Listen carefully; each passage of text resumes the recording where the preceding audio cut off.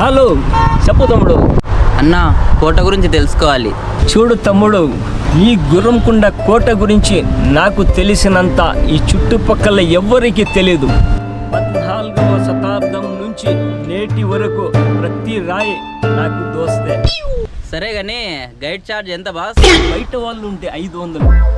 నువ్వు మనవడు కాబట్టి ఒక సమోసా ఒక టీ చెప్పేశాను.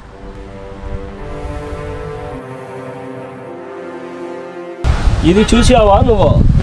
ఇది శత్రువులు దాడి చేసినప్పుడు రాజుగారు తిరుపతికి పారిపోవడానికి ఎవ్వరికి తెలియకుండా వాడిన సొరంగం ఇది. అవునా? కానీ సొరంగంలో నుంచి మనిషి పోలేడేమో కదన్నా. కనీసం కుక్క కూడా పోలేదు, అంత చిన్నగా ఉంది. అప్పట్లో రాజుగారు సన్నగా డైటింగ్ చేసేవాళ్ళు లేరా? ఇలాగా బిర్యానీలు తిని బాగా పొట్ట పెంచలేదు లేరా? ఈ రాతి గోడలను చూసావా? అప్పట్లో సిమెంట్ లేదు, ఇసుక లేదు, కేవలం సున్నం, బెల్లం, గుడ్లు కలిపి కట్టారు. అందుకే 100 ఏళ్ళు గడిచినా చెక్కు చెదురలేదు. డే, ఏం చేస్తున్నారు అక్కడ? బెల్లం రుచి ఏమన్నా తగులుతుందేమో అని చూస్తున్నా అన్న. 100 ఏళ్ల క్రితం బెల్లం రాది.